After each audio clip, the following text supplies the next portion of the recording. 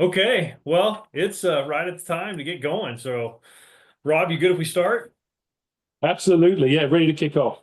Perfect. Okay. Well, welcome everyone. Thank you so much for taking time out of your busy days to join us.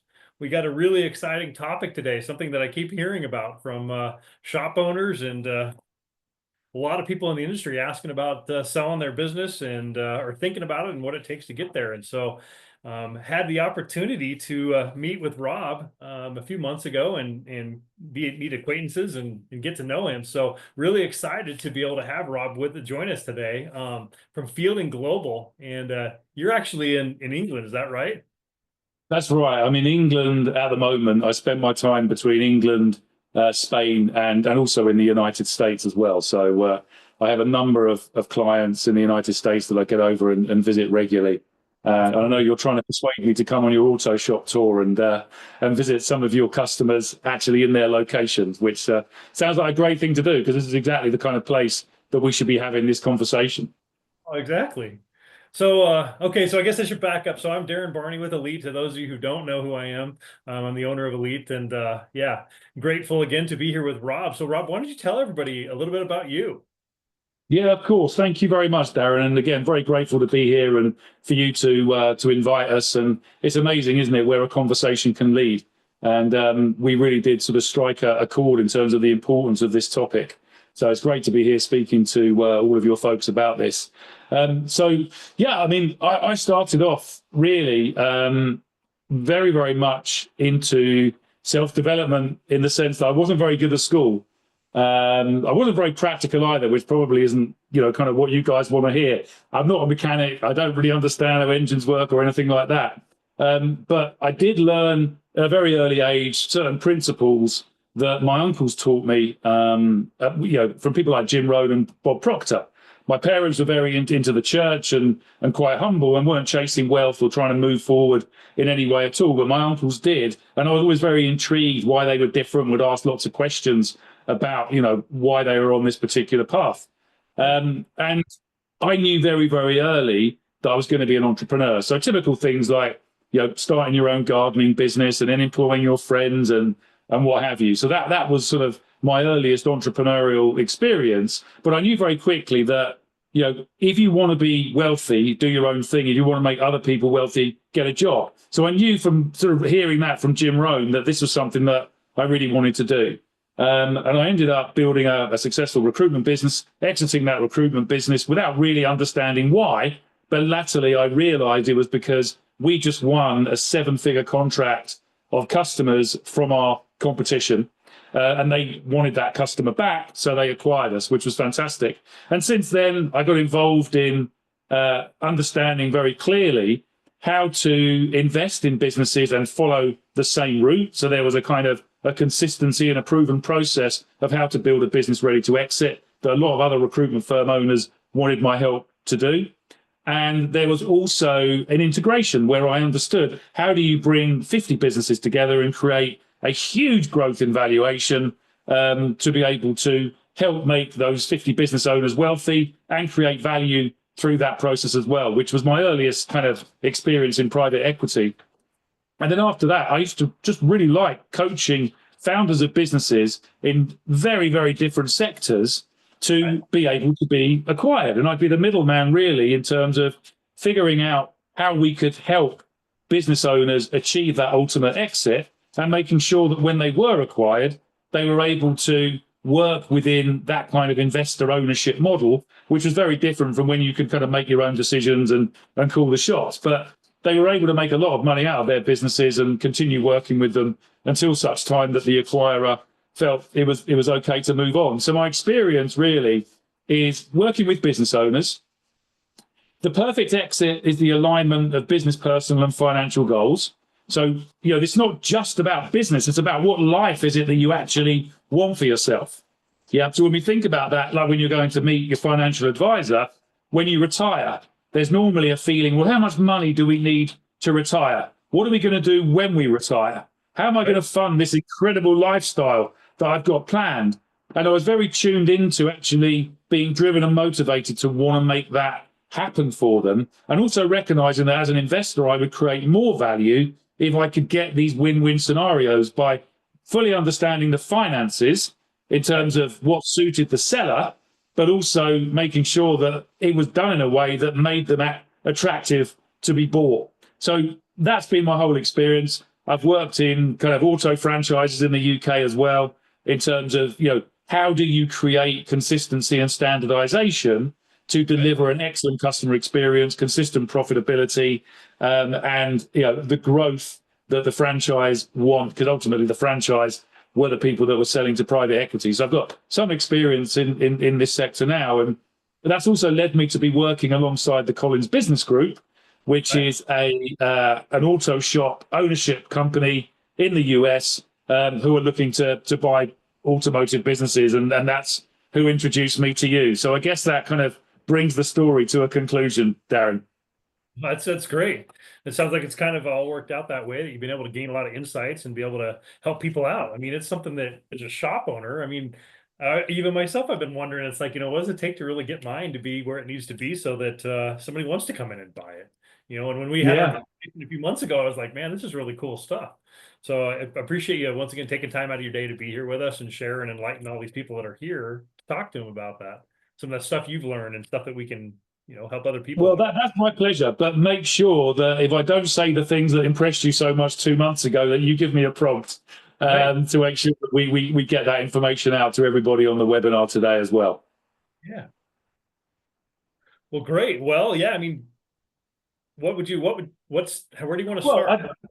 I think we've got to start off with a really shocking statistic, and one that really kind of troubles me and disturbs me, which is 80% of businesses never actually sell. And of the 20% that do, 70% of those owners regret the exit. Wow. And there's a number of reasons for that we'll look at today. But ultimately, the number one reason that shops fail to sell is because owners don't plan for it early enough. So there's something called the 5Ds, and I think that might be one of the things that you're referring to. And when we talk about exits, there are two types. There's voluntary exits, when I'm ready to exit, I've planned, I'm very clear about how much my business is worth, I know who it's attractive to, I've already built those relationships up, and now I'm ready to sell, and I'm confident that I'm going to get the money I've asked for it. So it's planned, it's thought through, the business has almost been created and grown in a way that they know that there's going to be an exit at the end of it. And then there's involuntary exits. And the involuntary exits are things like death. So if you have a death in the family, you can no longer work, you've got to sell the business immediately, there's no time. Disability, the same. As we start approaching retirement and hitting our late 40s and early 50s, that's a real issue, and I see that happen a lot. Then there's divorce. Some of us might spend too long away from the house, and the relationships get damaged, and ultimately the business needs to be sold very, very quickly to be able to fund the divorce, and then that's an involuntary exit. Or you might need to move away to a different part of the country, and then we have disagreement. Lots of businesses have business partners. They want to go in different directions. One person wants to exit this year, one person wants to scale up another 500,000 and exit in 5 years. Even to the point of one person wants to hire a general manager and the other person just wants the two partners to carry on doing it and save some cash flow. So these are real issues. And then the fifth is disruption, which maybe doesn't apply so much to auto repair shops, but these are the 5Ds that we refer to when we talk about involuntary exits. And these are kind of the outcomes I want to protect people from. So when those 5Ds occur, they've already put in the time and planning and preparation and shown the right level of attention to what a valuable exitable shop looks like. So that's why shops don't fail, because the planning hasn't been done. And the biggest lie in the industry, I'll tell you what that is now, Darrin. The biggest lie in the industry is I don't need an exit plan because I'm not selling anytime soon. And I'll give you some scenarios, because I might have a really great shop and I'm making 180,000 in income, seller's discretionary earnings for me, and that really suits my lifestyle, and I can do all of the things that I want to do. And there's almost this feeling that well, if this continues until I retire, then it's going to be okay. Yeah. But then the situation but you know, what if that $180,000 a year is not available to me anymore? Okay. And I think people don't want to kind of think about that stuff. When we talk about exits, we're thinking about retirements. That's one big stride closer to the end of my life. You know, that's one big stride to where I no longer have this authority over my employees or this reputation in the community, or I don't get to meet all these incredible people that I've built relationships up with over the last 15 years. And naturally, and I learned this in self-development, we'll do things to avoid thinking about that stuff. So when I turn up on people's doorsteps and say, hey, have you thought about an exit strategy? They're like, no, I love my life. I love what I do. I love my business. I'm only 47. This is years away. But again, you know, I think I'd look at exit strategy as business strategy. A good exit strategy is just a good business strategy in terms of making decisions in your business that enable you to be able to increase your level of income. You know, have a high valuation where you know that somebody would be interested in buying your business. Sure. And there's things that you can do within your organization to be able to prepare for that. Okay. And I'll go into that in more detail in a minute. But I think ultimately, a lot depends on whether that business operates without you. That's the first piece of advice I give to any auto shop owner, is try and get into a position where if you walked away from your business, it would still run without you. And that's quite a good position to be in as well, in terms of, you know, as you get older, you might want to spend time doing different things. And an exit doesn't need to be, I'm in the business this day and then tomorrow I'm out of the business. It can be a transition. Yeah. So as we get into our late 40s, we might want to give more responsibility to another member of the team. We might want to spend more time on the golf course, more time with our grandchildren, whatever it is. So I think the first kind of truth is, if you don't have an exit plan, you don't have a real business. You've got a job with an overhead. And sometimes when we say phrases like that and we sort of sit back and we think, wow, you know, is that the situation I'm really in? And that's right. If I did experience one of those 5 Ds, then I'm not in a great position for that business to continue to generate income without me needing to be in there. And that's less attractive to a buyer. A buyer wants a business that runs without the owner, and we would call that a turnkey business. And that's what people really, really kind of want to try and find. So, you know, I think that's the truth. Yeah, that's where the money is at. Yeah, it is.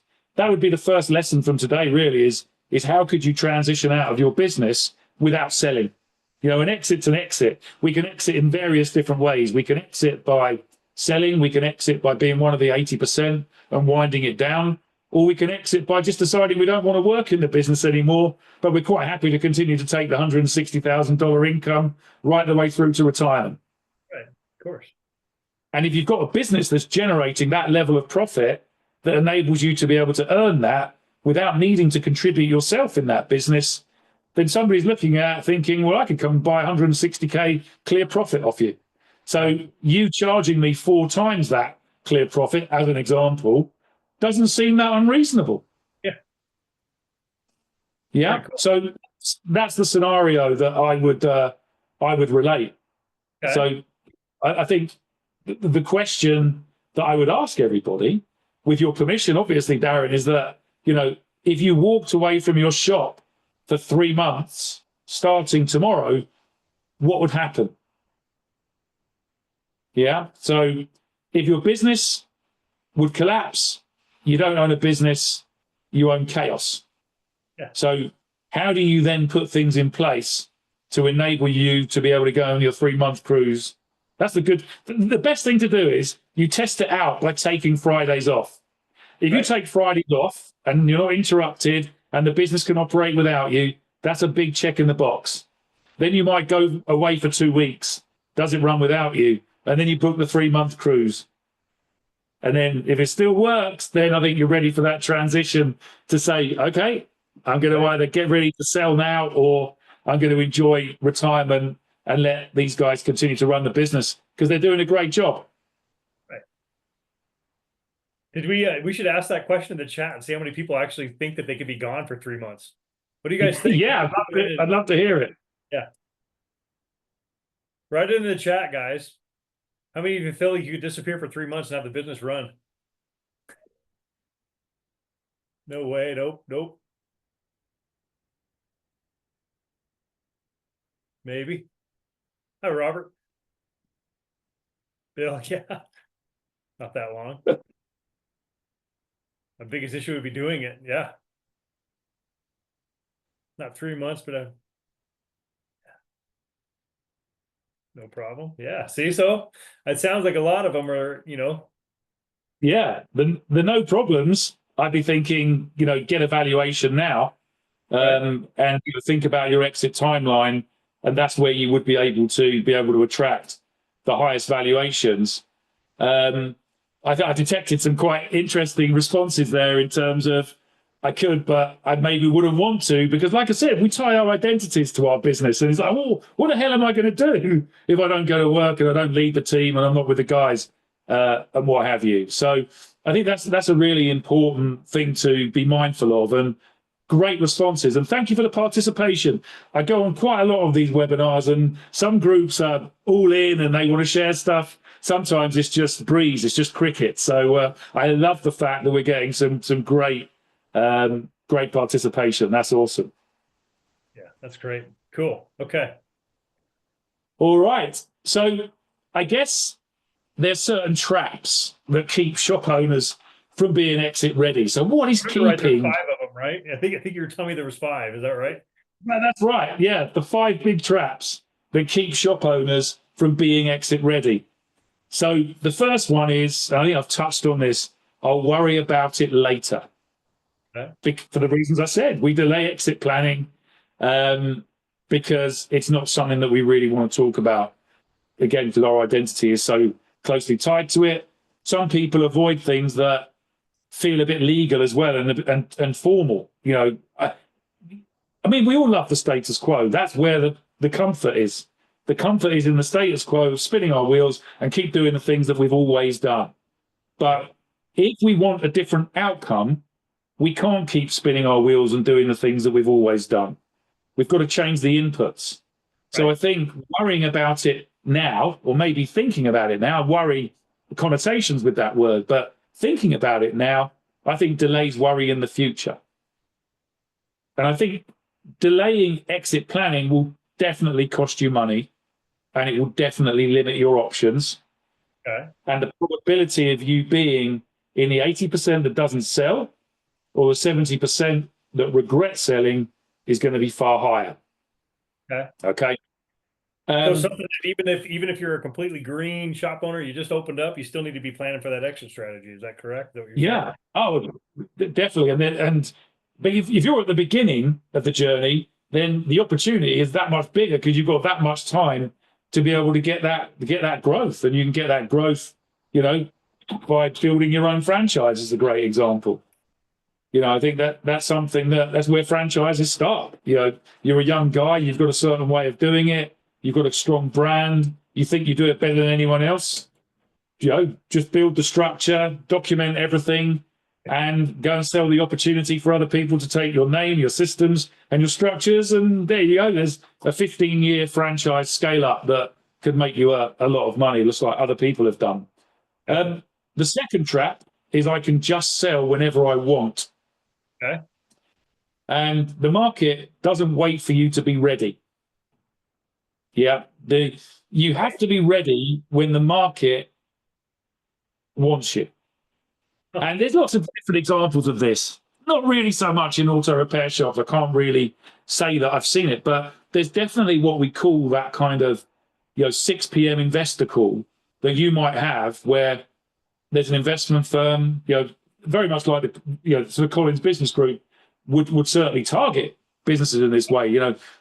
We have a very clear criteria of the types of companies that we want to buy based on their profitability, number of employees, number of bays, all of the metrics you would associate with how do you identify a high performing shop.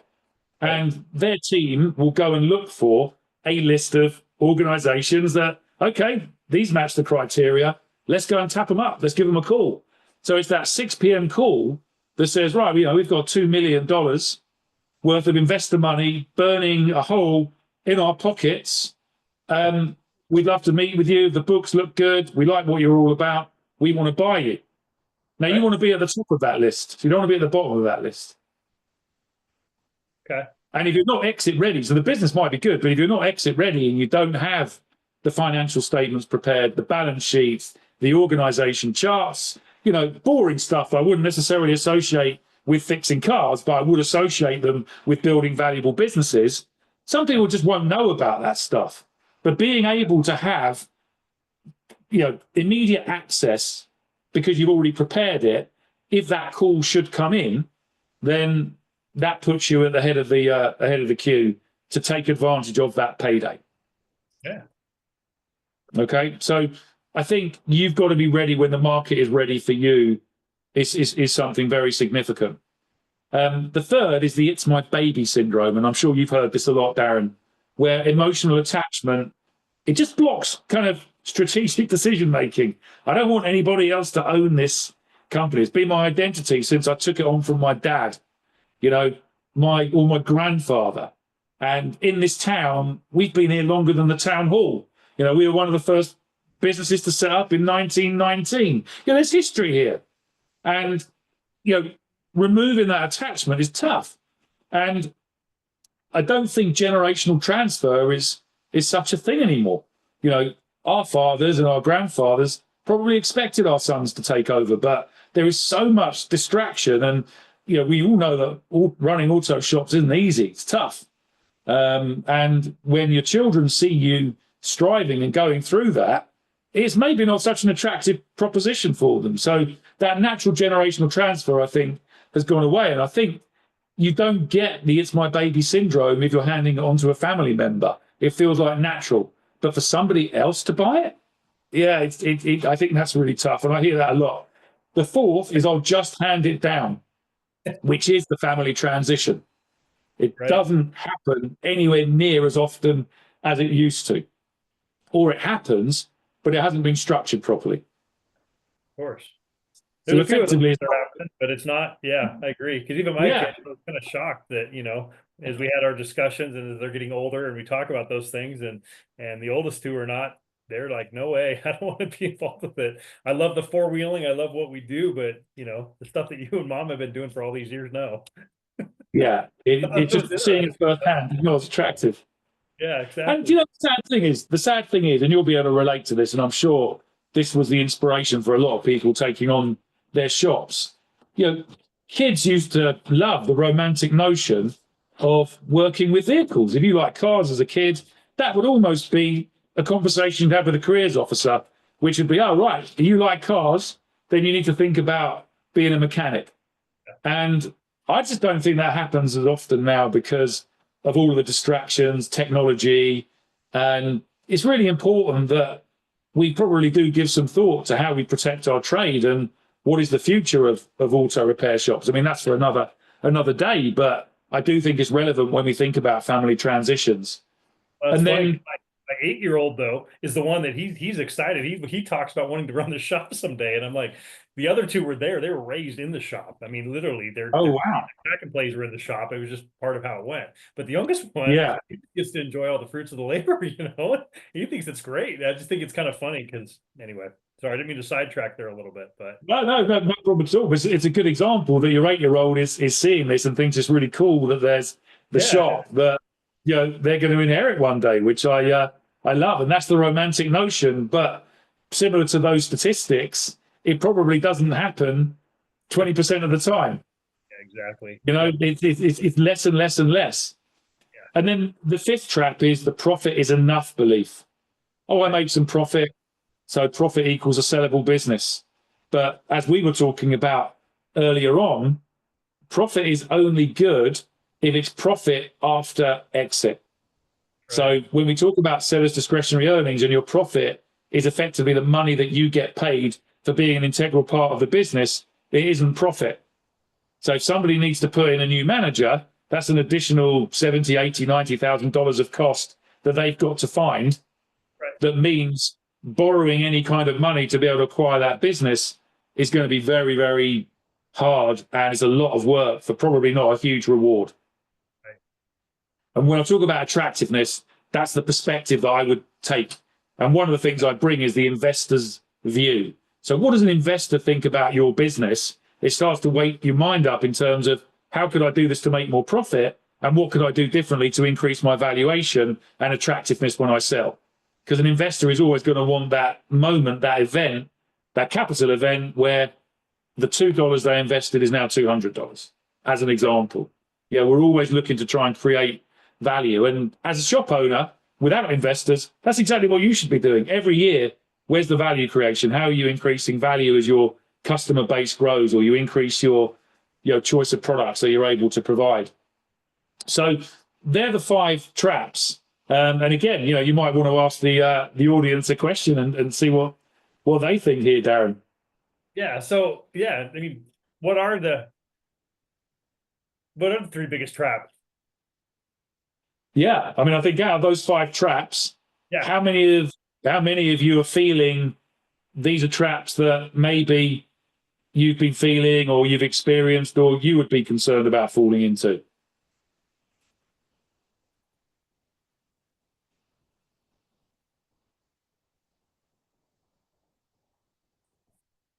So let's see. Here's a few. So that one we didn't get as many answers on, Rob. We didn't this one, did we? No. Tax ramifications, right? Oh, right. Yeah. Tony C said he made it past those 5 traps, which is awesome. Good No, job. well done, Tony. That's good to hear. I'll worry about it later, trap. Yeah. I hear you, Ben. 100%. Push it down the road. And like I said, don't think about exit planning as being the final act. Think about it as being good business planning. Because if you prepare your business for exit, the chances are you'll be making decisions that make your life easier.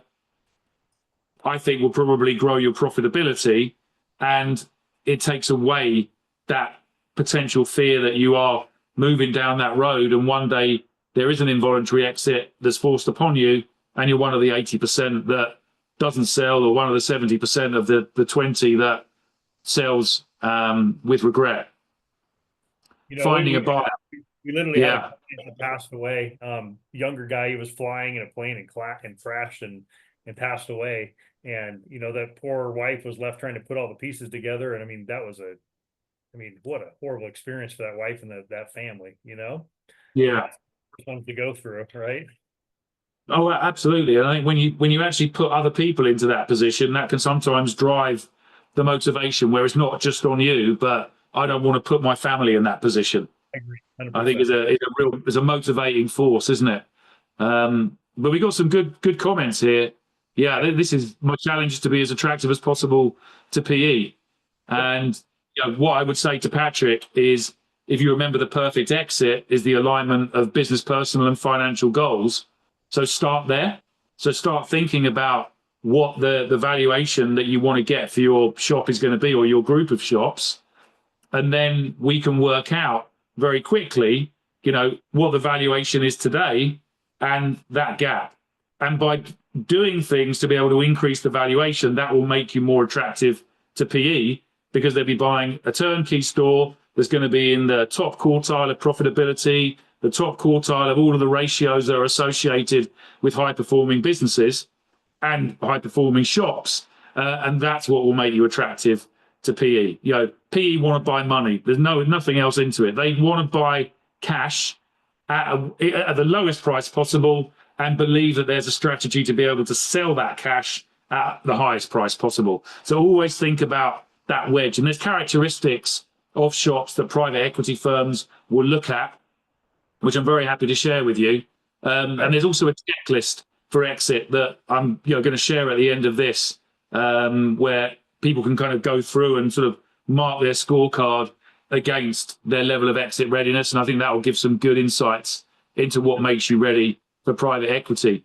finding a buyer, yeah, I agree with you. And I think 80% of businesses that don't sell, it's not because there aren't buyers out there, but there aren't the buyers that see attractiveness in owning what you do. And that doesn't mean you've got a bad business, but buyers will very likely be looking to acquire businesses just like the Collins Business Group, or it will be somebody that, you know, you get that bluebird that flies past the window where you just happen to have somebody that's moved into the area that wants to own their own auto repair shop, run it themselves, so they effectively then just take on your seller discretionary earnings. But we're leaving things to chance with that. I think being exit ready is understanding that buyer profile early, making sure that you're engaging with them pretty early, and you're building your shop with the characteristics that make you attractive to them. And then I think we've got some other things here. So it's my baby is the most common thing as techs have grown into business owners. That's from Bill Stowell. I agree with that, Bill, definitely. And Robert says the biggest factor is the time for planning while still fulfilling my role. Absolutely. Absolutely. Yeah. And what we shouldn't forget, and the kind of example I use is that, you know, essentially we're a battery, right? We've got a certain amount of power within that battery. And you could talk about time being the same. These are finite resources. And if it takes all of my power to work in the business at the moment to create that result, if I start focusing on exit planning, then, you know, something's going to give, isn't it? We're back to my equation. If we start messing around with the formula, then the outcome's going to change. So we have to think about ways that we can use the time that we've got available to be able to learn this stuff and come up with a plan to be able to implement some of these changes that get you ready for exit. And there's different ways you can do it. You know, you could do something where you almost need somebody full-time working on it, which isn't feasible, but there will be ways that you can allocate 1 hour, 2 hours a week to starting your education, having the right conversations with some advisors around you, and then speaking with your team about changes that you want to see made in the shop to be able to increase the attractiveness and the valuation. So I think Ben said I'll worry about it later. Ben, that's so common. You're not alone there. And Tony, I think we need to get Tony on here. He said he's made it past all of those traps. So I'd love to hear more from him. And tax ramifications. Yeah, sometimes this is actually a fear that, I mean, it depends. You know, if your business is worth 10 million and you don't prepare for that exit, then you're going to get hit with a lot of capital gains tax, which is going to hurt you. But working with the right financial planners and the Collins Business Group work in association with Big Life Financial, we make sure that your estate is structured the right way. We know exactly what's happening at exit, and we minimize the tax liability on how that exit process is managed and how the proceeds from the exit are also managed too. So a lot of this is having the right advisors around you to ensure that you don't leave money on the table or, you know, open yourself up to unnecessary taxation. Okay. Okay. All right. So, we get on? We can keep going. Yeah. So the 3-step framework to an exit ready shop. Okay. So as I've said before, don't think about this as an exit immediately, but you've got to make your business attractive to buyers. And we've seen this comment a few times, even if you never sell. So we don't just look at profit, we also look at predictability, scalability, and systems. And it's interesting I mentioned franchises earlier on, because when you think of a franchise, it's the same experience wherever you go, because all of the processes are dialed in. There are standard operating procedures, there are training manuals, right the way from how reception works to how you do the estimations, and then how you order the parts, then how do you do the delivery. Yeah, so there are standard operating procedures that give you predictability, scalability, and systems. So if someone did buy your business, you've got the manual exists. Of course. Yeah, that's what makes you valuable. That really makes you valuable. And the 3 things that you can look at increasing your shop's value instantly, the first would be predictable cash flow or recurring revenue. So I always like to look at the whole year. So imagine we start on the 1st of January. Okay. You've got fixed costs that you need to meet. Yeah. Right. But you're relying on customers coming in on the 2nd of January to ensure that you're making contributions to those fixed costs. If you're able to find ways of being able to get income that comes in through some kind of monthly payment or upfront payment or a corporate contract. Again, it's nuanced how this applies to auto repair shops, but that means your business is so much more valuable because there's much less risk. But if we have to make sales every day to bring in the income to pay our people, it becomes quite a stressful existence, because what if the customers don't come in tomorrow? Okay. So it was like fleets, or what does that mean? Yeah, it could be fleets, membership programs, long-term contracts. It's trying to think of ways that not all of your revenue is just on that drip cycle, effectively, where you have to go out there, you market, you sell, you're hoping the same people come back as they always have done. But, in the same way, if I'm looking to buy a business with the Collins Business Group, I'll always ask myself the question, well, what if car count drops by 15%?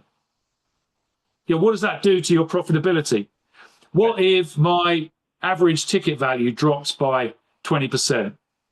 But by the same notion, what if I could increase my car count by 20%? And what if I could increase my average ticket value by 20%? As investors, we work on units. So everything has a unit value. So, what's the average ticket value per car? How many cars do I get through? That will define your top line. And then it's all about, what is the cost that you associate through processing each individual car? And that's where your target profit margins are. So I think recurring revenue, predictable cash flow that give you predictable profits are really, really important. So it's making yourself different by being creative about how you structure payments for your services and the types of products that you're able to provide. The second is a business that runs without you. Have you, that's really important, because if you're the key to everything, like we said earlier on, your business doesn't really have any value to the buyer. Right. The buyer is likely, particularly private equity, want turnkey. There's absolutely no doubt about it. They don't want the founder. They want the founder out. Collins Business Group's kind of profile to buy businesses is turnkey. We look for businesses that create profit without that profit being taken by the owner as their salary, effectively. And that's a really important thing to remember. And lastly, and this isn't always easy as a small business either, is clean books and financial clarity. Okay. Even when we deal with businesses that are represented by brokers.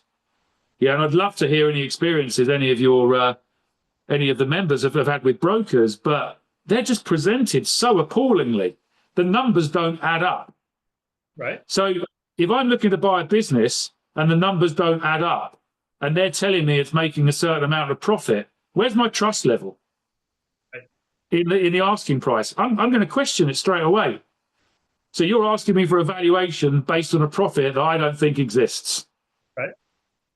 And now I'm going to go and have to look into that profit in more detail. So understanding how you can display those unit measures that I talked about, and how you can associate values with those unit measures in a way that is shown through really solid, clean income statements. That's your profit and loss.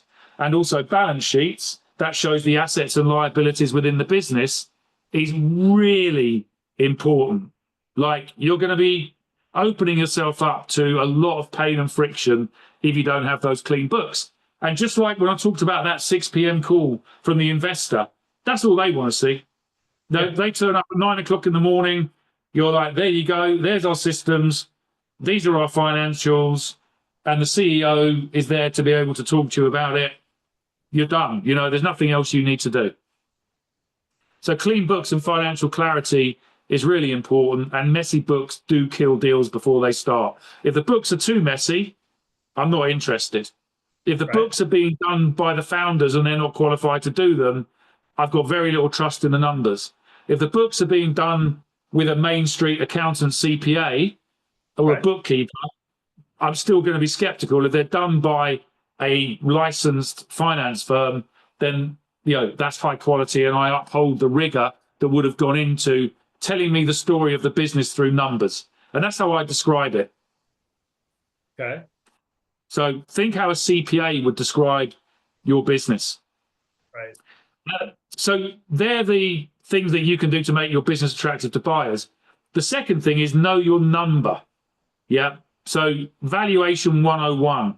95% of shop owners massively overestimate what their business is worth because they tell you the number that they want, without any real validation of why it's that number. Sure. So if I need 3 million to retire, even if I'm doing 300,000 EBITDA, then my number is 3 million, particularly if I've thought about this late. But when I look at it, the 300K EBITDA actually kind of gets, when I look at the comparisons, a 700K. So, buyers will be savvy about this and they will know what the kind of curbside valuation of a business is just based on a multiple. There'll be industry multiples that will be pretty common standard around, a multiple of seller discretionary earnings or a multiple of EBITDA. And that's how the market decides. But by having a more attractive business that's prepared for exit and has great structure and isn't reliant on the owner and everybody's really well trained and they're happy and it's got a great reputation, I can charge a higher valuation because I can defend it. Of course. Because if I'm looking to buy a business, I think, well, this business is performing better. It's going to take me less work to get it where I need to. It's going to take me less money as well because they've looked after the equipment, they've invested in the staff. So all of that, I think, is really important. So understanding those valuation formulas, make sure that you're almost an expert in the valuation of auto shop businesses. And then how to increase your valuation in the next 12 months, even if you don't plan to sell. Always have a growth plan. Never stand still. Yeah. Always think about the fruit on the vine continuing to grow and blossom and bear more fruit year after year. Yeah, because you need a growth strategy. If you're not growing, you're dying. And I genuinely believe that.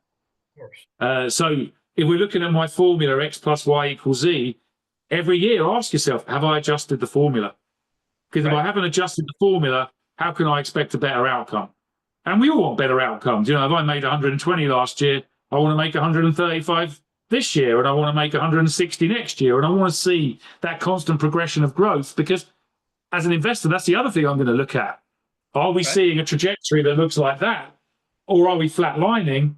Or are we dropping? And if we're dropping, so if your books are down year on year and year, you're not going to be attractive to anybody. Okay. Makes sense. Because it almost shows that you don't understand the commercial drivers of the business. Right. Yeah. You don't know how to build growth and you don't know how to deliver efficiently. Yeah. Which are two fundamentals I'd associate with any business. So that's about knowing your number and the valuation and how to increase your valuation. And then step 3 is your business is your biggest financial asset. When I work with Big Life Financial and we look at wealth planning, your business is 80% of your asset typically. So if you're banking on this asset turning into money at some point in the future, it's really important that you focus on how you can protect it and make sure that event happens and you're not part of that 80%. And we talked about the 3 exit paths: sell, scale and step back, or internal succession. They're the exit paths that you want. What you don't want are close the doors. Sell like you would be selling at a fire sale or something. Of course. Yeah. I'm regretting that. I'm regretting selling my business 40% lower than its market value because it wasn't attractive enough for the buyer. Yep. And do the absentee owner test. Take Fridays off. Then take a fortnight off. Sorry, fortnight's a UK term. Take 2 weeks off and then take 3 months off and see whether the business exists without you. So, yeah, that's really, I think, a good way of explaining what the 3-step framework is for an exit-ready shop. Right. So what do you think are some things that people can do right now to get their shops ready to go? I think definitely, find out what the shop is actually worth, get the valuation done. I can introduce you to somebody that is able to do that for you.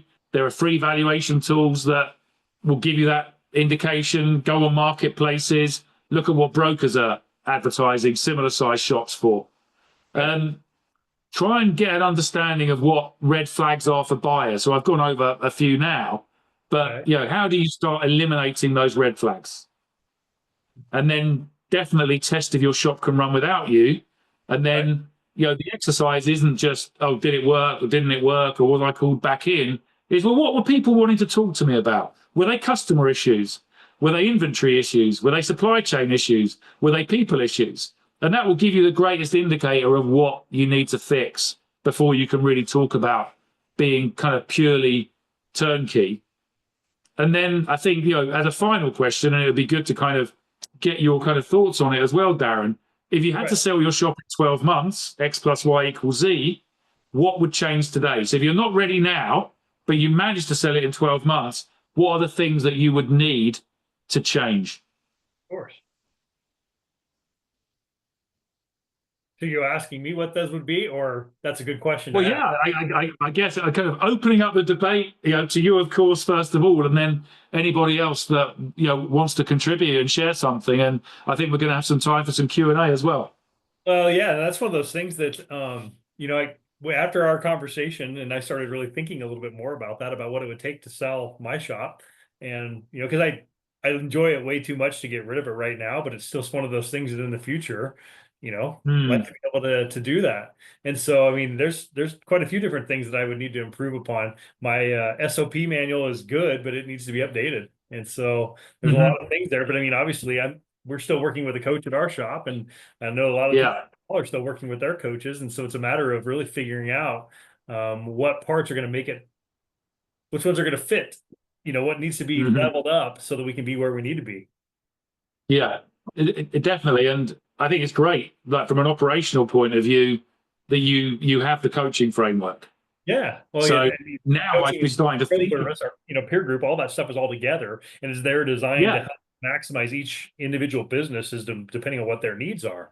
And that's where, it's good. But anybody that's on this meeting that's not part of, coaching or whatever, whether it's with us or with somebody else, make sure that you talk mm, to your coach about the fact that you do want to build it to get ready to sell it in the future. Then not now. It doesn't matter, you want to sell in 10 years, but these steps that you're doing, working on getting your employees trained up, all of those things are all part of making it so your value of your business goes up. I mean, yeah, it's easier to sell if you got these places, you got a good team that follows procedures, right? You've got yeah, good, solid books. All of those things are so important. absolutely. And you know, the fact that you have this kind of framework and specialists to Yeah, help people advance their businesses is great. Is absolutely brilliant, right? Because 70% of a company's value is in its intangible capitals. And there are four intangible capitals. And it's just a different way of looking at it. But people will start to think, the coach has got me working on that. So it's that capital. Yeah. So the four intangible capitals are structural capital. So you mentioned SOPs and systems. That's yeah, structural. Human capital. So your ability as a founder to not be seen as the leader of the business, your leadership team capability, the way that you hire people, the choice of hires that you get. Do you get the best people in the market, or are you settling for fifth best? right, Levels of absenteeism, turnover of staff, all of that comes under human capital. Then we have social capital, and that is where all of your stakeholders have an opinion of you as a business. okay, Yeah, and a lot of it comes down to integrity and trust. Do you deliver on the things that you say to employees, to your suppliers, to your customers? So social capital is really important as well. And we used an example earlier on, which was if you have a lawn out the front of your shop, if that lawn isn't mown or there's rubbish in it and you don't take care and attention of it, it's an immediate curbside indication that maybe you don't care that much about your brand and your standards aren't so high. So that can even something little like that can cause a problem. And obviously nowadays with social media and websites, they need to be kept up to speed and look really good. So that's social capital. And then lastly, customer capital. What is the value of your customers? If somebody bought you just for your customers, what value would you put on that? Because, through organic marketing to acquire $250,000 of EBITDA, which would probably be the equivalent of 850, 900,000 revenue, that's a lot of marketing spend. It's going to take a long time and it's a lot of risk. So what are your customers worth? And then what are the processes that you invest in to get customers worth? So how you generate leads, how you convert those leads, how you maintain those customers, and how you grow those customers into additional revenue lines. So everything I've said there, I guarantee are in your coach's manual. What right. interested you when we spoke were wouldn't it be interesting to relate those things into how do you apply them? How do you prioritize them in a way that's going to get you exit ready and help you achieve, one, the highest valuation you can, two, be attractive to a buyer so you're not one of those 80%, and three, make sure it fits your personal business and financial goals to create the perfect exit. And one last thing, with the Collins Business Group, we're really aware when we acquire companies that it's not always acquire the company and put your own team in there. We did some research and we found out there are three things that shop owners kind of wanted. One of them was protect my short-term income. Keep giving me some salary. I don't want to go now, but you want to buy my shop now. So why don't you pay me to continue working there? Yes, I'd like a lump sum. I want to pay for my grandchildren's college fees. I want to pay for the condo in Cabo. Yeah, whatever our aspirations are, whatever life we want, give me some money that I can go and do something that feels like it's a reward for the effort I've put in, and I can live the life that I've always wanted. And why not? Why shouldn't we have that? We deserve it. And then lastly, maybe a shot at wealth. So if you're acquiring all these businesses and you're growing this value and building it out, maybe a share in the bigger entity where we can agree within a certain time period, I can sell my shares back to you at an agreed market rate in line with their investment growth. There's a level of complexity to that I don't want to go into, but I just wanted to kind of show where I see the desires of shop owners when they do exit, what that kind of perfect outcome would be. So yeah, that's everything that I wanted to cover. I guess I want to ask the question whether people haven't responded to it yet. If you did have to sell your shop in 12 months, what is the one thing that you would need to change? And I think some people have answered, but I don't think we were specific enough to what that was all about. So just one thing that you could change that you think would make your shop more attractive to a buyer. How to market without employees finding out. Good question. Yeah, this is a really big thing. And I think it ties into the identity and being in the community. I'm a big believer in openness and transparency. And, I wouldn't necessarily advocate selling to private equity because I don't think that's going to be a great outcome for the employees. They get a very severe shift in terms of scrutiny and performance. And I think the Collins Business Group, we try and retain a level of the same culture, the same history as much as we can. So there isn't this huge upheaval.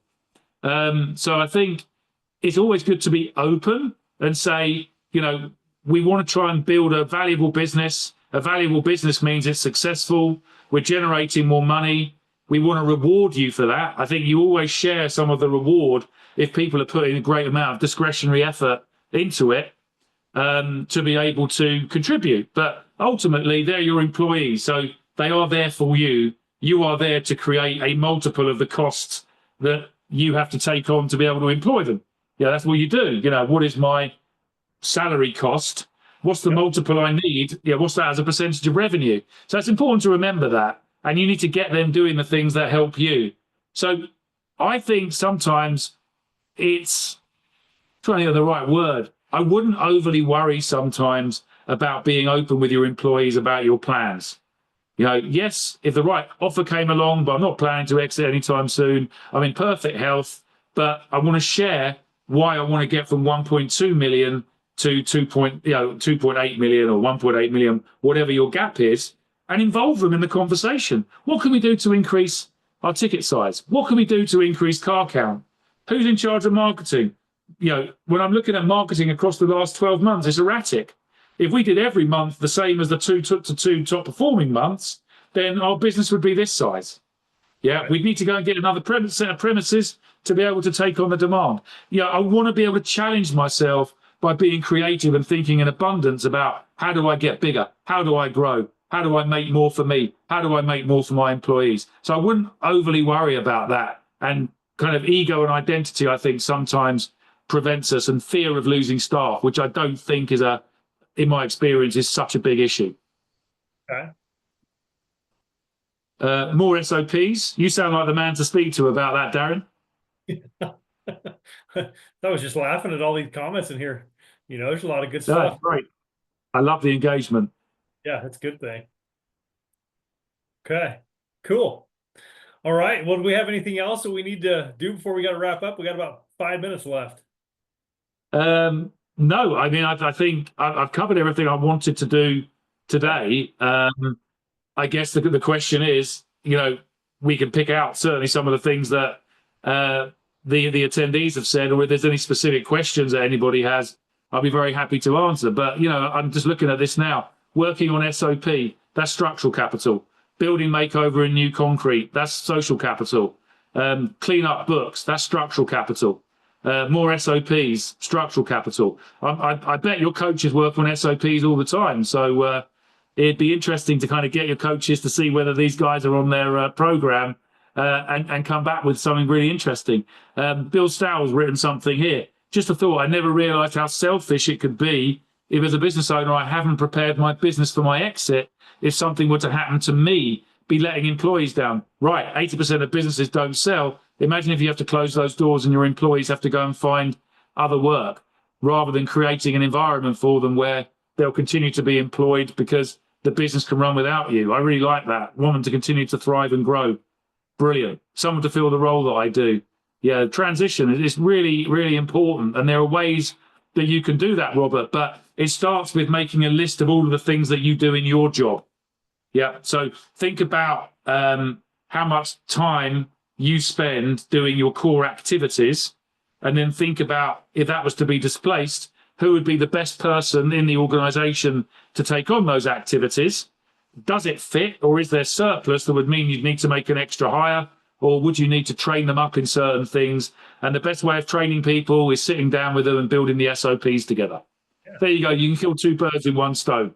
But it's true. If you need people to do the things that you do, go through the SOPs with them, get them to contribute, and talk about how that relates to being a better business. What else have we got? Build team depth and attract top talent. So, Brandon's made a really good point there. If I'm a big believer that if you can compare anything, you need to start thinking about the quality of your team. There's a really good matrix that you can build, like a kind of a 4-box. And on the horizontal column would be will, and on the kind of vertical column would be skill. So think about how integral their technical capabilities are, whether that's sales, customer service, whether it's the performance that you get, customer feedback. And think about will. So the attitude, do they turn up on time? Do they argue? Are they able to take on instruction without any kind of argument or any friction? Are they proactively coming up with good ideas? Are they interested in the future of the business? That's really important. I'll leave you with something, actually, which is a little flavor of, I've developed a framework called the 5 Keys. And the 5 Keys is brilliant for businesses like this that don't have these corporate structures and learning and development functions and recruitment functions. And it came where I'd spend time with founders, or I'd be on boards, and I would just get noise and complaints and blame without any accountability that people weren't doing the things that they needed to do. And I'll quickly run through it. So the first key is essential, absolutely essential. And the first key is a question to your employees. Do you understand what I'm trying to create here? Do you understand the vision? Do you understand why it's important? Do you understand what that looks like in terms of profit and revenue? And do you understand the type of environment and people I need to be able to create it? Yeah. So the first thing is, has that been communicated, and has it been understood? And I love, it's a great session I tend to run, which is, right, I'm going to ask you this question. I want you all to write it down. Yeah. Now I'm going to ask the founder, what's the answer? And then I go around everybody and say, what do you think it is? The mismatch is huge. So immediately your team are not operating in the same direction that you want them to. The second is, what are you here to do? What's your priority in this business? Yeah, same thing again. Write it down. And I'd say to the founder, what do you think the priority is? Top 3. What's their top 3? What's their top 3? The mismatch, again, is huge, because people continue to do things they've always done where they feel comfortable or where they feel they're valuable, without always checking in whether it's right or wrong unless somebody challenges them on it.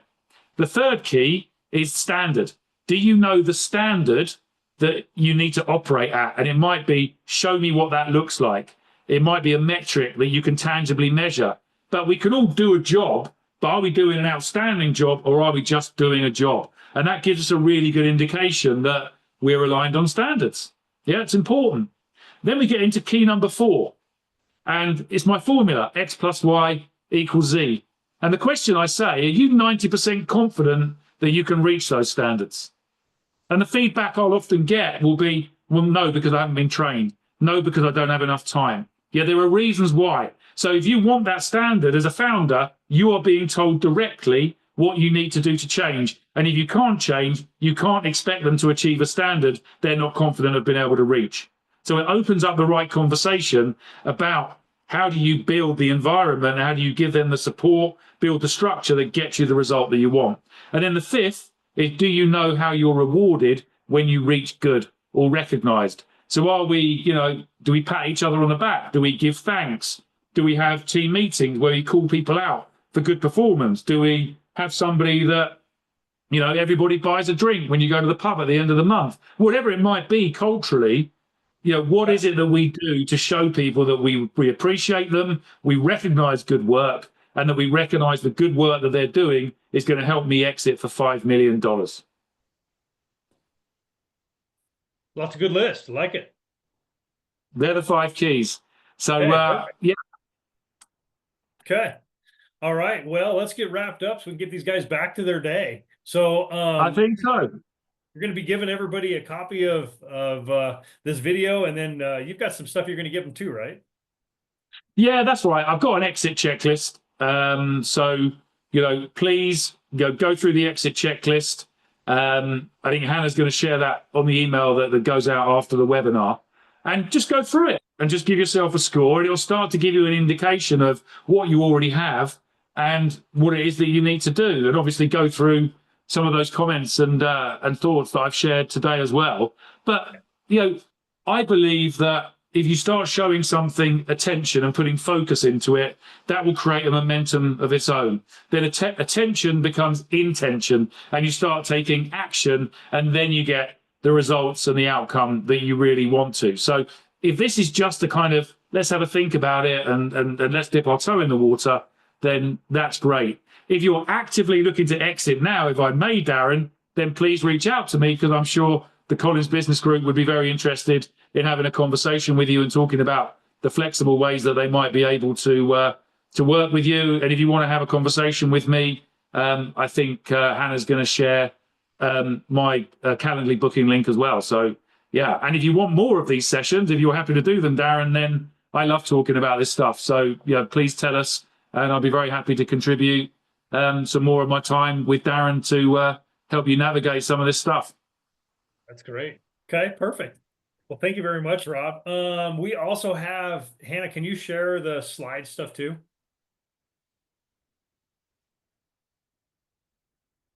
Maybe it'll go. There it is. Okay, so we also have our Fly with the Eagles boot camp coming up. It's June 26th through the 28th.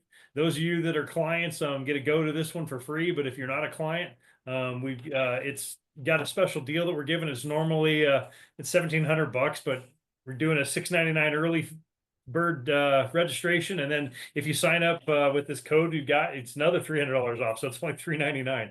So it's a great deal. It's 3 days of business. It's a great deal.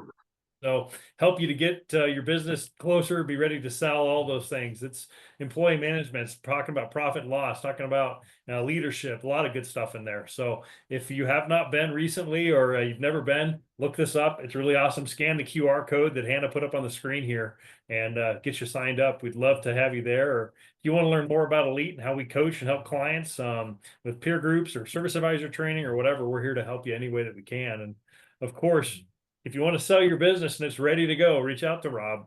They're good people there, and yeah, Bill is a wonderful man too. I really like all of them. So anyway, but yeah, thank you again, Rob, for coming and spending time with us, and appreciate all your insights. And thanks to everybody else for being here. It's great. It's an absolute pleasure, Darrin. Thank you very much, and thank you everybody for attending and engaging in such a brilliant way. That's great. And once again, we'll send you guys everything too. Is that correct, Hannah? I don't see you. I know you're here somewhere, but okay, cool. All right. Anything else, Rob? Are we good? No, I think we're good. I think it's been a brilliant hour. I've thoroughly enjoyed it. And yeah, thank you once again, Darren. I really appreciate you giving me the opportunity to share planning for exits. That's right. It's a good thing as a shop owner, we need to be thinking about it. Even though we may not want to sell right away, we still need to be thinking about it and get it ready for that so that we can do it. Absolutely. Yeah. Okay, cool. Well, thanks again, everybody. Have a great rest of your day. And Rob, thank you so much. Thank you. Okay.